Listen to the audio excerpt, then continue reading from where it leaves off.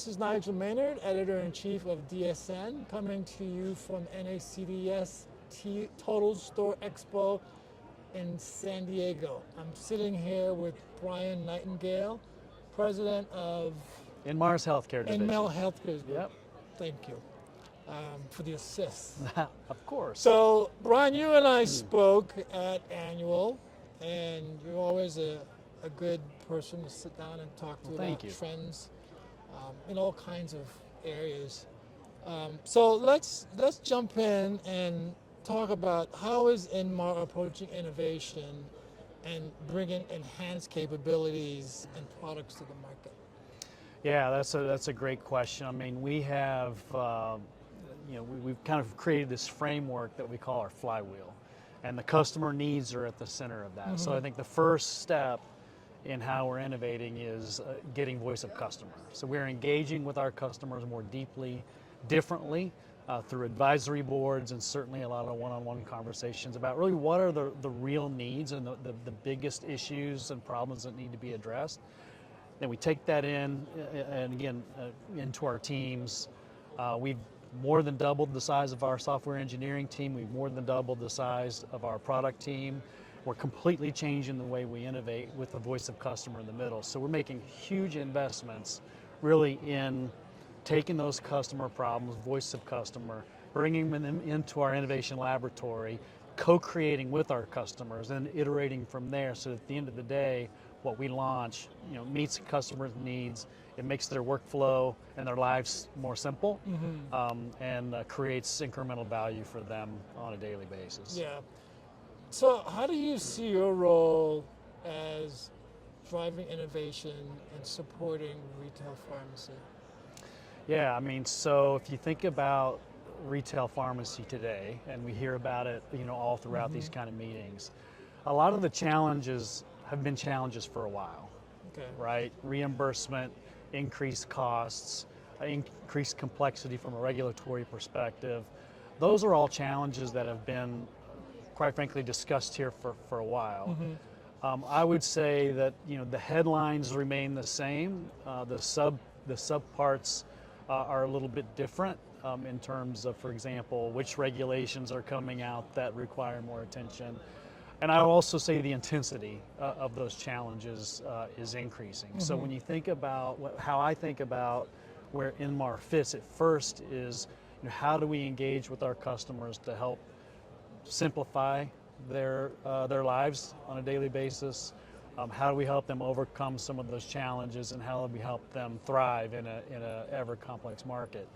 So it starts with that mindset, and then when you start with those needs in the beginning, and you've got a laser focus on kind of where you fit, then you bring your technology and your expertise together, and again, what you end up delivering are solutions that really have an impact, and then that creates that really that transition from being a necessary vendor to a trusted partner. Yeah. So that's the transformation we're in, is really becoming that trusted partner through co-creation with our customers at the center. Okay, so when you and I met at Annual this year, we talked about some of the trends that you're seeing in pharmacy.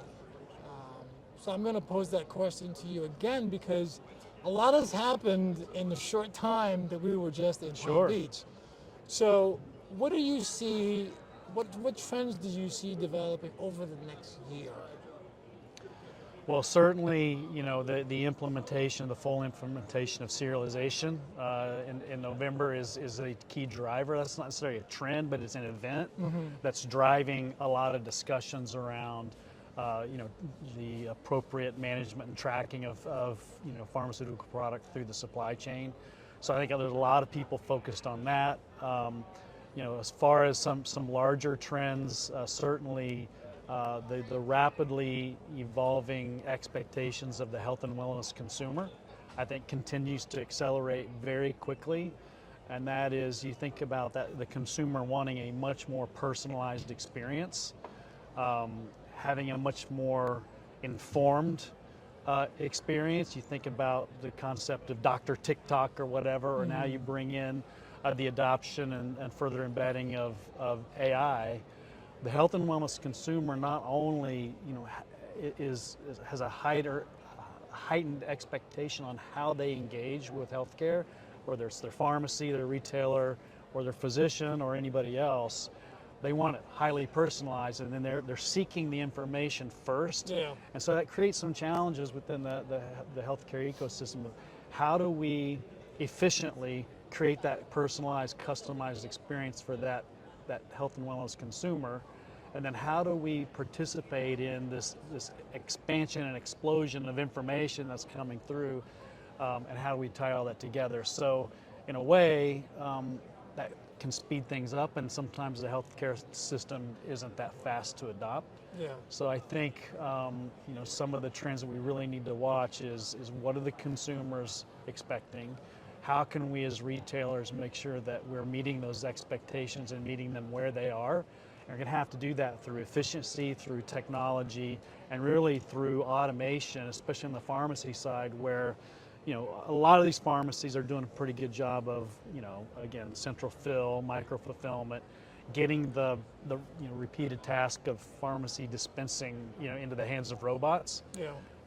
The second part of that is the opportunity. What do you do with that extra time? And that is where we need to get, the staff and the pharmacists really upskilled in engaging with that consumer, fueled with data in a different way. Well, I'm gonna throw you a little bit of a curveball, because building off what you just said, because yesterday in a session, Steve Anderson talked about IA quite a bit. Yep. And you touched on it a little bit just now, but you talked about what customers would be looking for. Do you think customers would be looking for any sort of IA enhancements from retailers? They're going to be looking for IA enhancements everywhere, right? Okay. In my view. So if you think about, we heard this in a session this morning around the accuracy of AI making diagnoses, Yeah. right?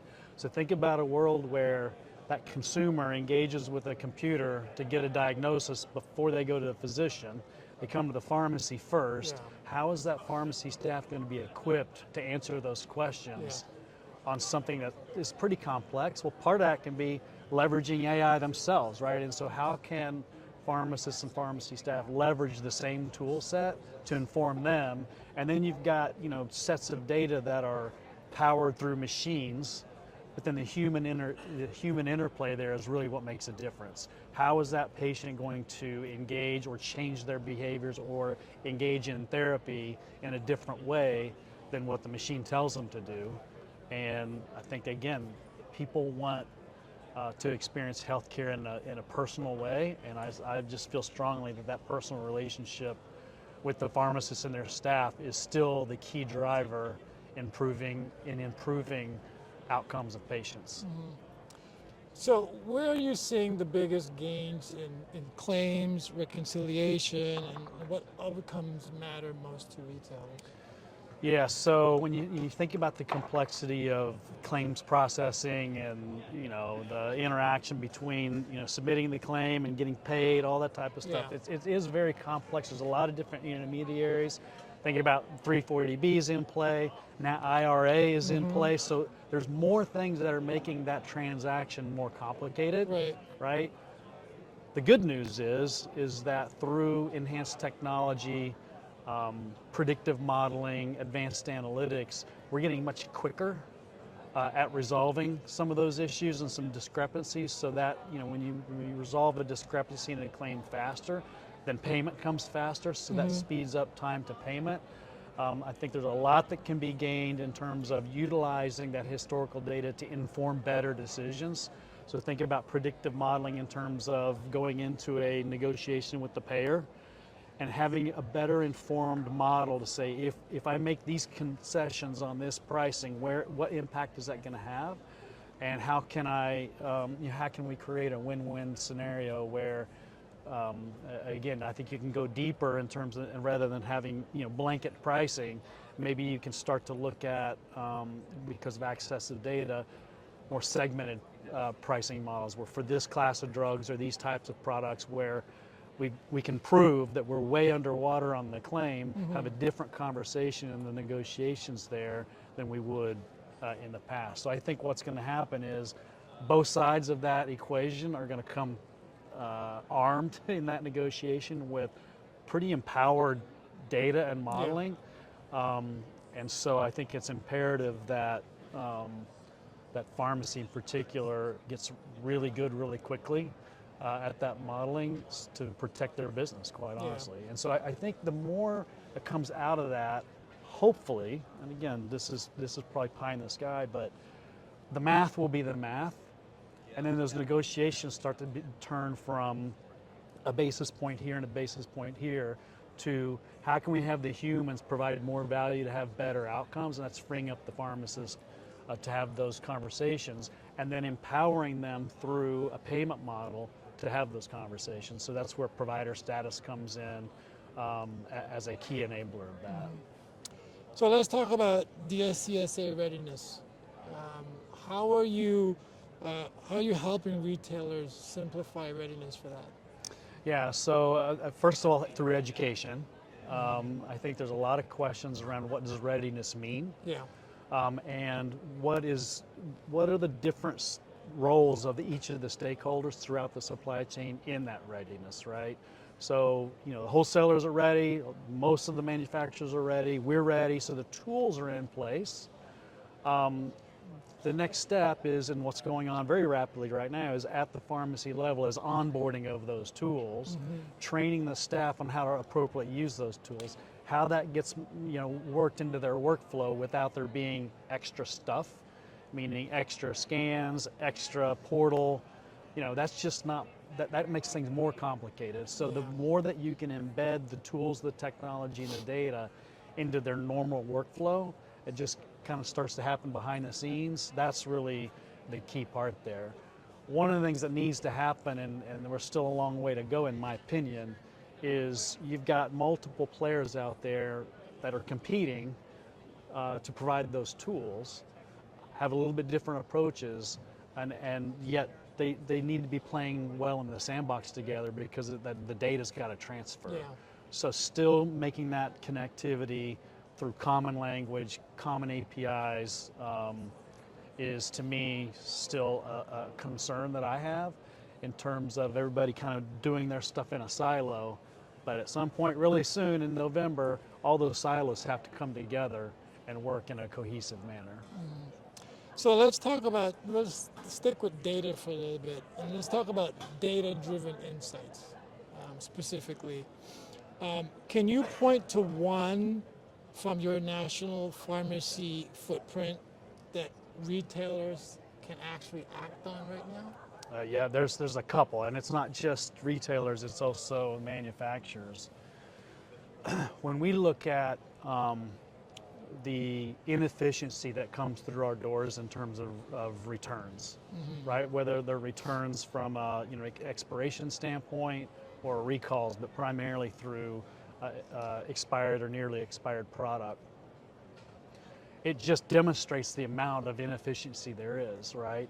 So we take that data, we go in with the manufacturer or a retailer or a hospital, quite frankly, where we're getting that information. We can sit down with them on a daily, monthly, quarterly basis and show them like where that inefficiency is, where it's coming from, what they can do about it to prevent it, and to create more efficiency in the supply chain. And there's some really strong data points. We had a quarterly business review with a very large manufacturer not too long ago. And when we do that, we list through, we have a kind of a top 10 list of, it's more than that, but here are your top 10, top 20 NDCs that were returned right through the system. You'd be shocked at how many of those products that are returned are on a national shortage list. So there's product in the supply chain that's sitting there unused in this side that needs to be over here because it's on a shortage, but the data doesn't connect, right? Okay. We have that data connection, and so, for example, when we look at, again, retailers are a lot better at it because I think quite frankly, they're better at inventory management. But roughly, about, a little bit less than 2%, about 1.7% of the returns that come through from the retail side are on shortage list. On the health system side, it's much, much higher. And so, again, that's just an example of how the data that we have, the data that we earn and ingest, and how we apply analytics to it can start to inform the supply chain on how to get better at addressing shortages, how to get better at inventory management, and all of that makes it more efficient, better for consumer access, and certainly better for the bottom line of the retailers that are carrying that inventory.